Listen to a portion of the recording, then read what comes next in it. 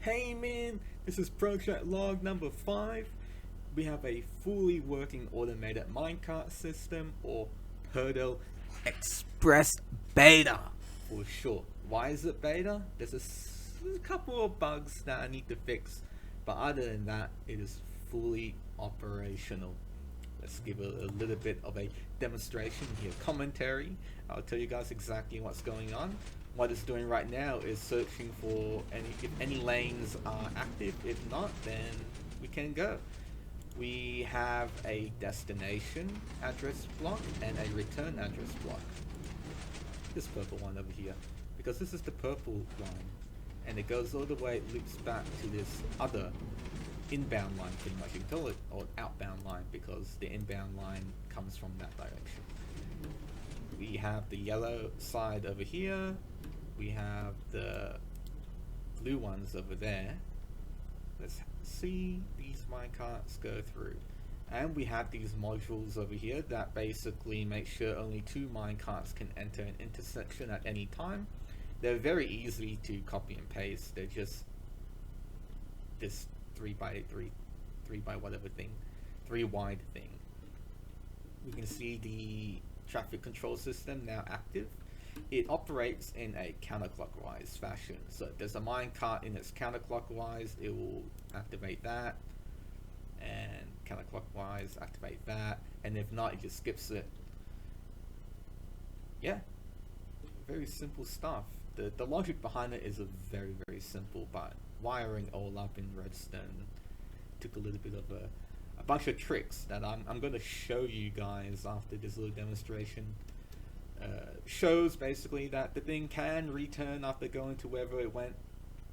Here it is returning, and we have the minecarts all visually, this one visually glitched, and let's see if these ones get visually glitched. No. So this is, oh, there we go. It decided to fix itself without me doing anything. But usually when that happens, you just walk away, come back, and it fixes itself. So I've already shown previously that you can write this thing. What I haven't really shown you guys is that you can also send mobs on this thing. Supercharged creepers, but thinking about it more, putting both at the same time is a hazard. So I don't know about that. I wasn't thinking things through yet. Sorry, boys. So here we are, back in the testing world. This is the intersection in pretty much what I like to think is close to its final form. The buffers can definitely be a little bit more compact, probably a lot more compact, but most important part was getting a working kind of design going, so I can at least see how everything sticks together and if there are any issues, which there were a lot of. It took a while to get me to get this working pretty much. And that is the original intersection from project log number 4. Biggest improvement you can already see is that we halved the size completely. Not only have we halved the size, but we've simplified the minecart changing directions to the point where we were able to remove 2/3 of the complicated redstone. So these repeaters, observers, pistons, we removed pretty much 1/3. I'm very happy about that improvement. Those 1/3 pretty much went into the buffer modules around, and they all kind of fit in a chunk. How do I get the chunk thing to load? There we go. It fits in a chunk, so it's really easy to copy and paste, and hopefully a permaloader can keep all of these minecart stuff operational. Turn that off. It's very simple redstoning. It looks complicated because it's mirrored for all 4 directions, but if we just take a look at how the redstone travels through, you see it's very simple. The first change that I made is all the minecart tracks are default in this open way. So when a minecart comes in, it goes through this open section, comes out, and then goes back to where it came from. So when in the previous way, it was pretty bad because if a minecart failed, it would get stuck in a loop. Now it just leaves. Very happy about that. So for a typical minecart that comes through, it'll activate this trigger on a module, which basically activates this fade clock thing, which times when it will ping the traffic system. So we can see over here. Yeah, this is the one where the detector rail comes through, activates that piston, activates this sticky thing, which basically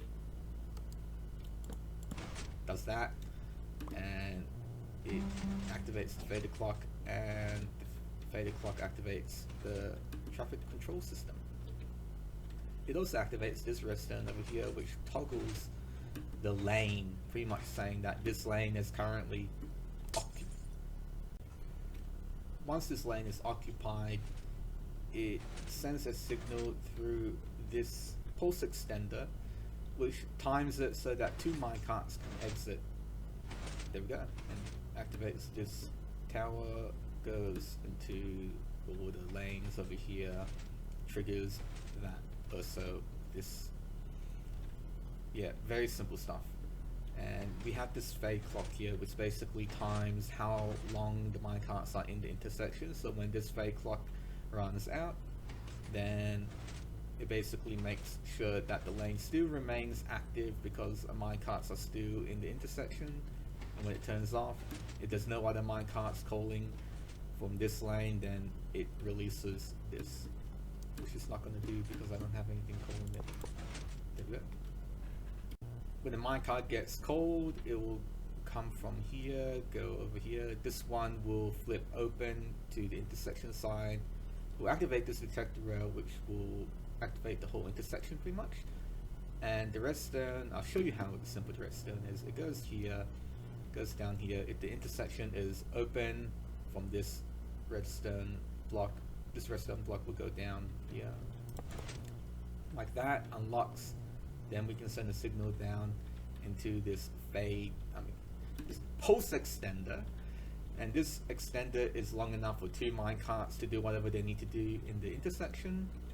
This slime thing is the direction changer. It's very interesting because it's a inverted pulse generator. It basically just generates a pulse opposite or inverted of whatever the input is, and the input is this redstone block here. And that basically makes sure that if, for example, the redstone is where it is right now, you can see this output line over there is off.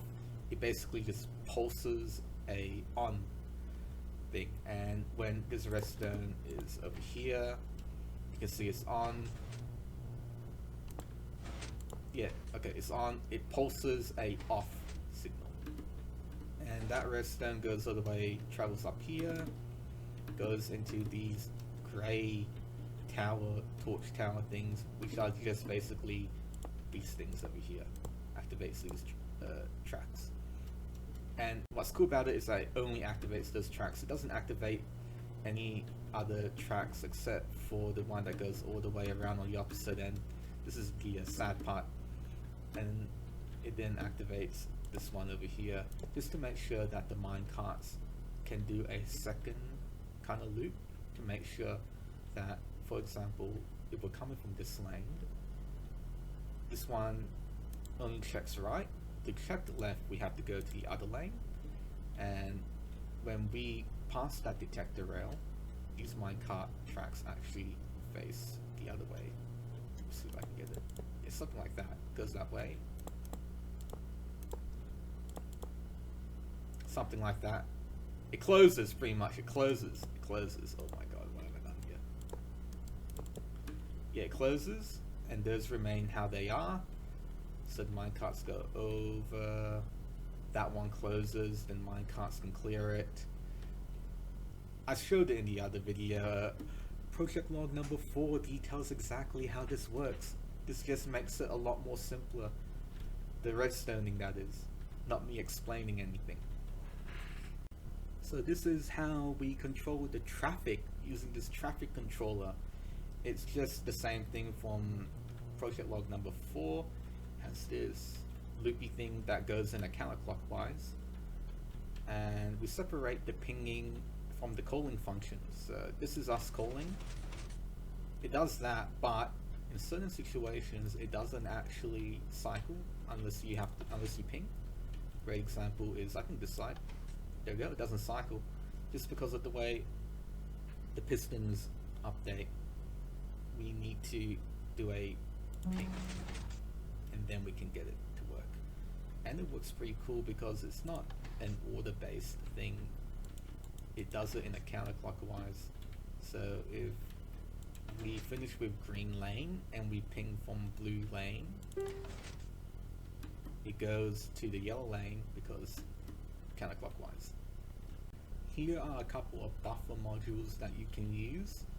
This one over here is a very simple one, but the downside to it is you need quite a bit of gap between the minecarts to be able to send another one. So when that gate opens, you can send one. If you don't do that, it's gonna get very broken. And then you just do a pulse trigger here, and then the buffer modules work. But downside is the gap between two minecarts coming in are quite large. This one is not too large, it's quite fast actually. A lot more faster than the previous one, but it's a lot more bulkier. This one is a 2-wide tileable design. That one up there, I think it's a 3-wide tileable design. I needed the extra gap. I couldn't have it extend too far at the back, so I had to make it wider instead of longer pretty much. And this one is, if I press the stone button, it only lets it run through. And then it works like that. Pretty cool. If I press this jungle one, or the wooden one, it does a longer pulse. Let's 2 through.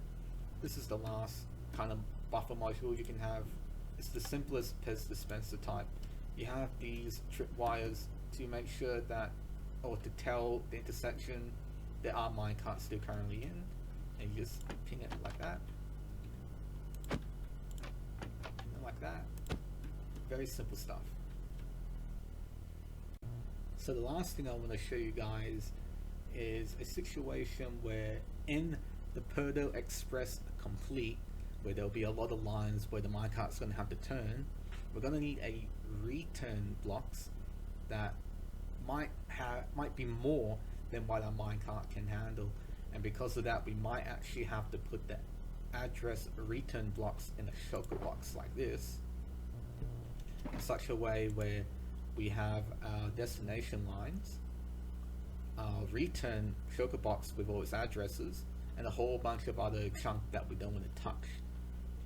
So this machine basically takes these blocks until it reaches the return shulker box, then it swaps the contents pretty much. Very cool stuff. I'll show you guys how it works after a little demonstration. So that's it picking up the shulker box. It loads it up. The minecart drops it down from here, and it does it very quickly, and it's not really timed in a way where it only accepts those 5. You can have even 10 lines. So if you're turning 10 lines, you need 10 lines to return. Swaps them out pretty good, and it doesn't touch anything else. It does that very simply. We have a bunch of these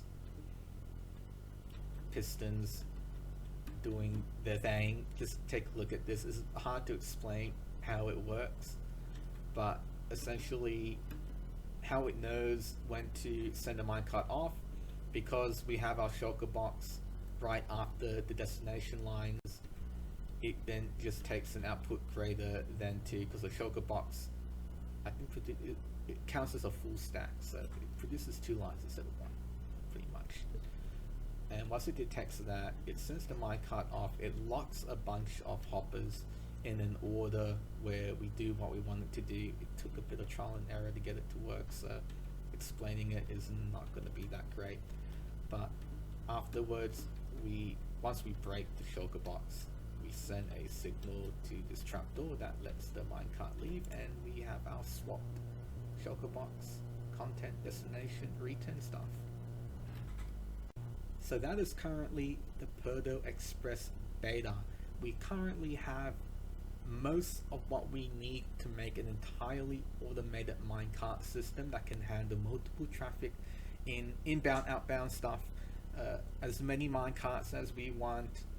Is the downside is it's very complicated to make, but for something that is completely automated, you're gonna need to put in those first man hours, but then after that everything should be fine.